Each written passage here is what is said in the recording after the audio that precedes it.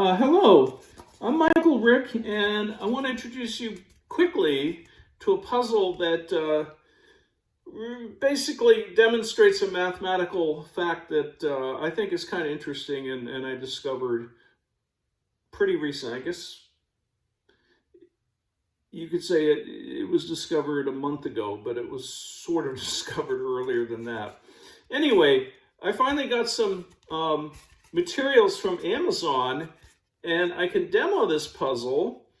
I actually have a solution right here.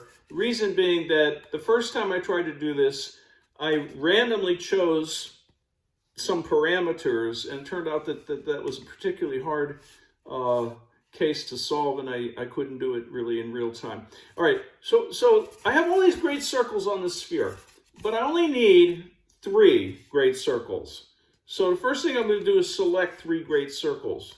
Okay, and I happen to choose great circle 7, which is this green one, and great circle 2, which is blue, and great circle 8, which is red, this red one. And the fact that they're different colors is irrelevant. Okay, I just need 3 great circles. Any great circles will do. Again, I drew a whole bunch of them so that I could try it with different great circles.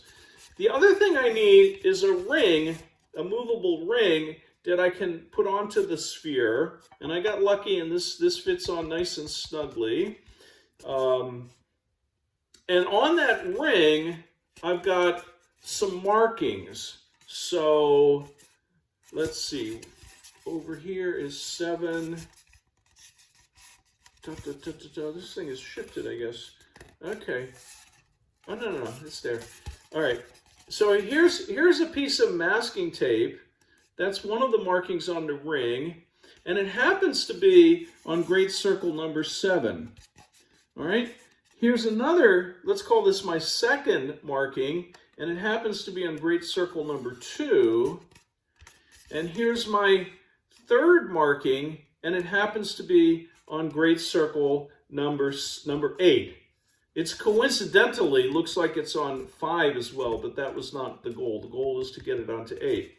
All right, so after some wrestling with this thing, I was able to put the ring onto the sphere so that the ring became a great circle, and the markings on the ring lined up in order with the selected circles. Okay? All right, let me take this off now, and let me look at the ring a little bit, because we do have to put a bit of a constraint on this problem.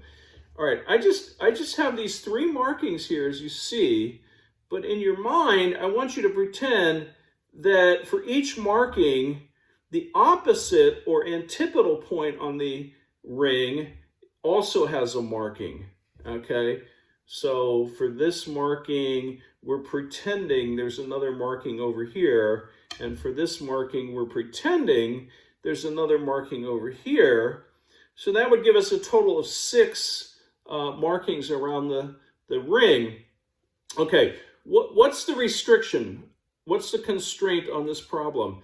The angular distance between 2 consecutive markings is not allowed to exceed pi over 2. It's not allowed to exceed a right angle. So certainly going from this marking to this marking, there's no problem, right?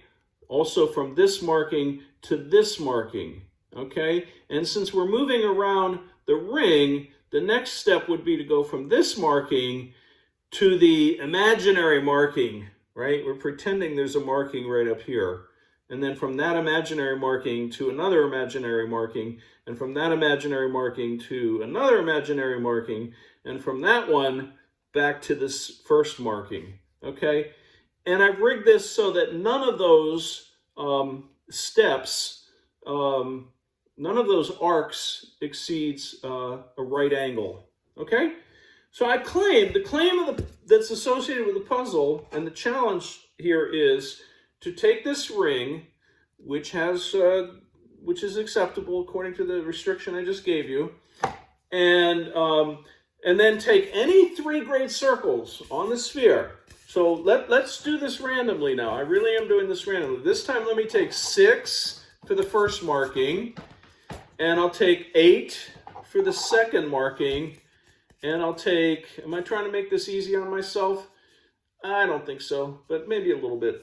All right, I don't want to waste valuable time. I don't want to have to do this thing again because I'm struggling with it. Sometimes it's easy, sometimes it's kind of challenging.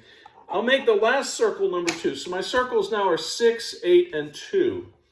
All right, so let's get back here and remember which is the first marking. Okay, this right here is the first marking. So I have to get that marking onto circle 6. All right, well, that's just obviously very easy to do. Okay, there, I did that. And then I want to get the second marking onto circle 8. So let me flip this over. Okay, I'm going to keep the first marking on circle 6. And the second marking has to go onto circle 8. And I'm trying to make this a great circle. But the third marking is nowhere near 2.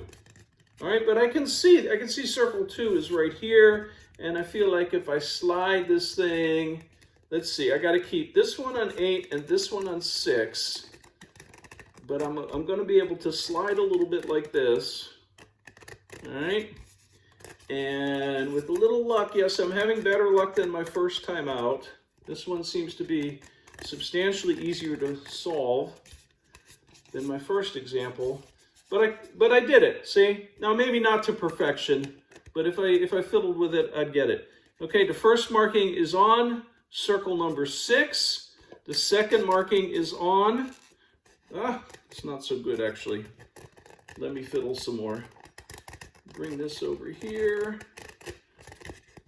I'm going to get into trouble again, huh?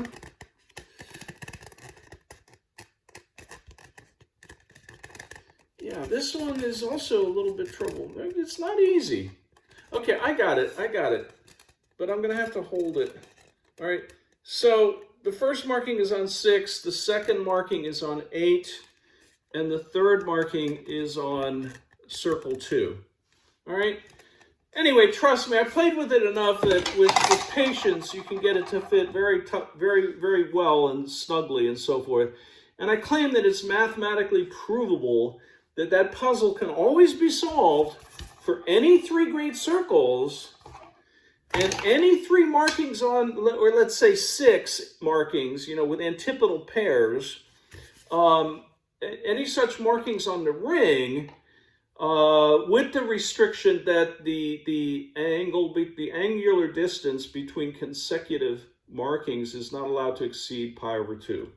Okay, that's all I have to say. I would like to now invite you to either challenge me and come up with a counter example and prove me wrong. That would mean I made a mistake. It's happened before, but I don't think I've made a mistake. Okay, so if you get interested, try to prove me wrong, and if you decide that I'm right, see if you can prove that I'm right. Okay, I claim I have a proof, but I also say it's not an utterly trivial proof. It's kind of a sneaky little proof.